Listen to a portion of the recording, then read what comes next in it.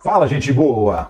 O Bolsonaro deu uma entrevista e ele falou em anistia, falou por favor aos ministros do STF para que eles deem anistia, não o punam e não punam todas essas pessoas que quebraram tudo lá no 8 de janeiro. E aí a imprensa está tratando isso como desespero do Bolsonaro. Ah, Bolsonaro faz um apelo para não ser preso e tal. Isso é uma visão muito equivocada do que realmente aconteceu. O Bolsonaro não está desesperado fazendo um apelo para ser preso, não. O Bolsonaro, na verdade, ameaçou nessa entrevista os ministros do Supremo Tribunal Federal. E com isso, inclusive, ele deu motivos até mesmo para a decretação de uma prisão preventiva, para acontecer agora, antes dele ser julgado. Deu motivo para isso. E eu vou te explicar direitinho, vamos ver esse trecho em que ele ameaça os ministros do Supremo Tribunal Federal e vamos discutir isso. Se vai acontecer essa prisão é outra história. Tem a questão política envolvida no meio. Mas motivo jurídico para ser preso agora, ele acabou de dar.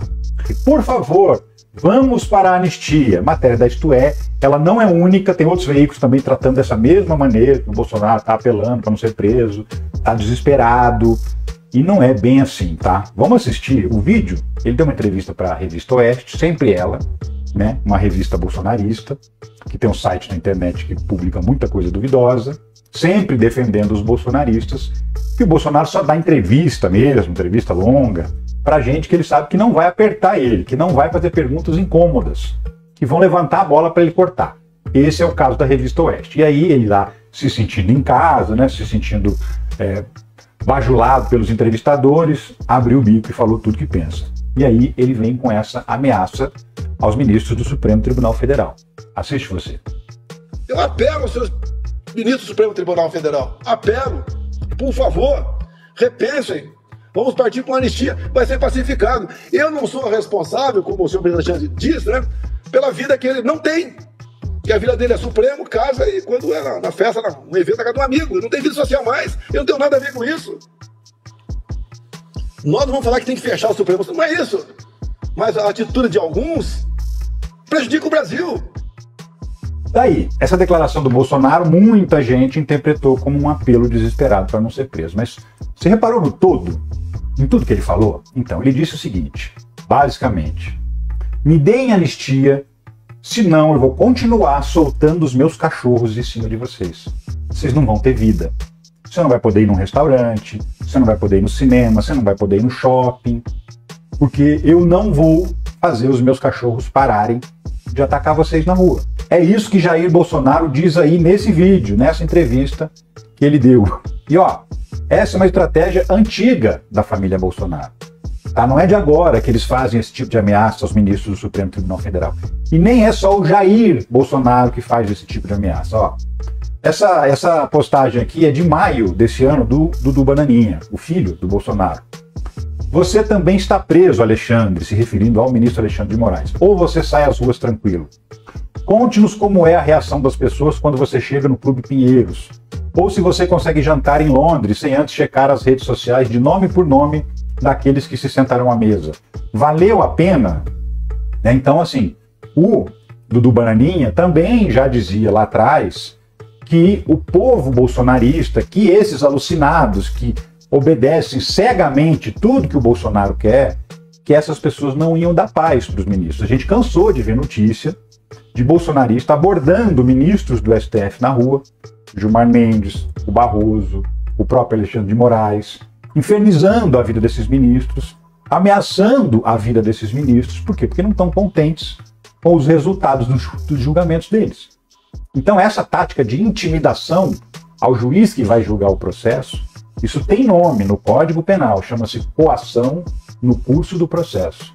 E esse é um dos crimes, um dos motivos para a decretação de uma prisão preventiva. Por quê? Porque ele está tentando atrapalhar o andamento do processo. Vê lá, hein? Me dá anistia, senão você não vai ter paz. Isso é coação no curso do processo. O próprio Dudu Bananinha já tinha, uns dias atrás, agora em novembro, assim que o Trump ganhou a eleição, feito aquele alerta de novo para Alexandre de Moraes. A eleição de Trump vai colocar freio em Moraes, diz Eduardo Bolsonaro. Então, assim, mais uma intimidação, dizendo, olha só, nosso aliado ganhou a eleição nos Estados Unidos, ele vai para cima de você.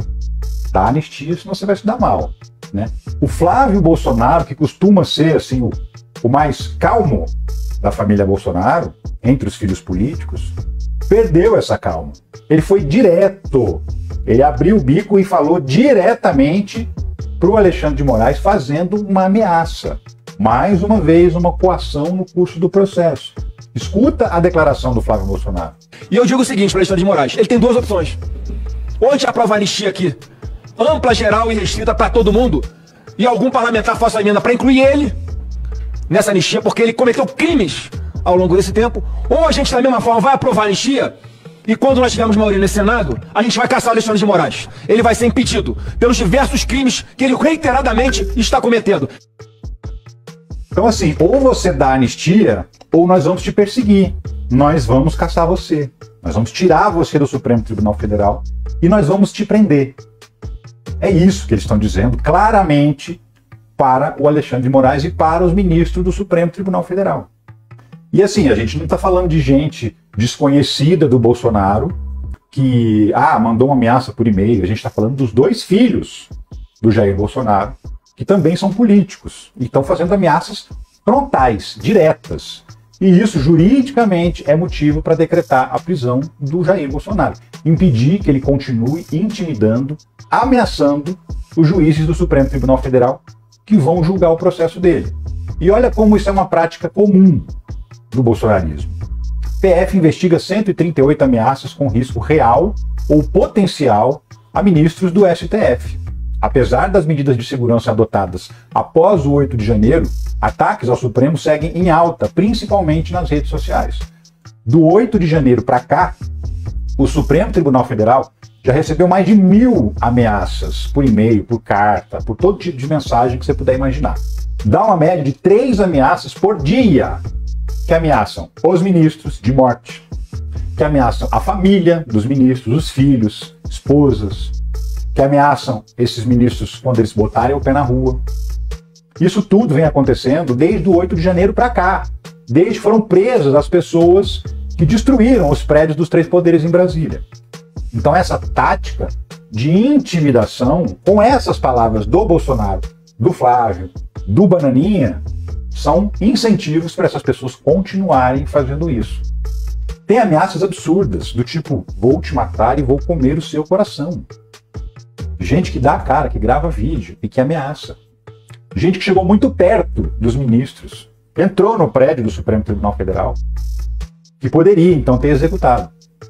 E esses casos, 138, são os casos que foram selecionados pela Polícia Federal porque eles realmente representam uma ameaça concreta. Desses 1000 e tantos casos de ameaça, 138 a polícia classificou como realmente perigosos. Então, esses casos de ameaça têm tudo a ver com os incentivos que a família Bolsonaro faz para as pessoas continuarem ameaçando o Supremo Tribunal Federal. Então isso é motivo para prender o Bolsonaro. E mais do que isso, ele deu um segundo motivo. Recentemente, deu uma entrevista para a Folha de São Paulo. O Bolsonaro admite pedir refúgio em embaixada para evitar prisão por trama golpista.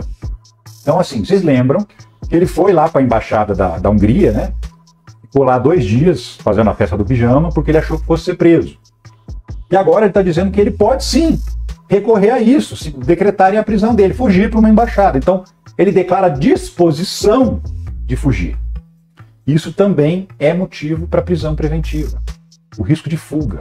Está aqui as palavras dele. Ele foi perguntado: o senhor cogita se exilar numa embaixada? Resposta do Bolsonaro: embaixada, pelo que eu vejo a história do mundo, né? Quem se vê perseguido pode ir para lá. Se eu devesse alguma coisa, estaria nos Estados Unidos, não teria voltado. Então ele diz, embaixada serve para isso. Serve para fugir. Então ele declara que pode sim fugir para uma embaixada. Esse é um segundo motivo para prisão preventiva. Agora, vai ter prisão preventiva?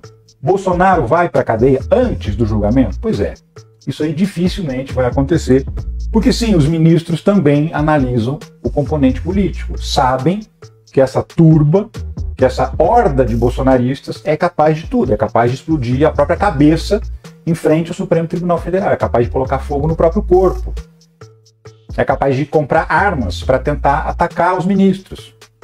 Essa gente é capaz disso mesmo. E é por isso que existe um cuidado gigantesco com esse processo do Bolsonaro. Esse processo do Bolsonaro, você pega lá o relatório da Polícia Federal, o que vai vir a ser a denúncia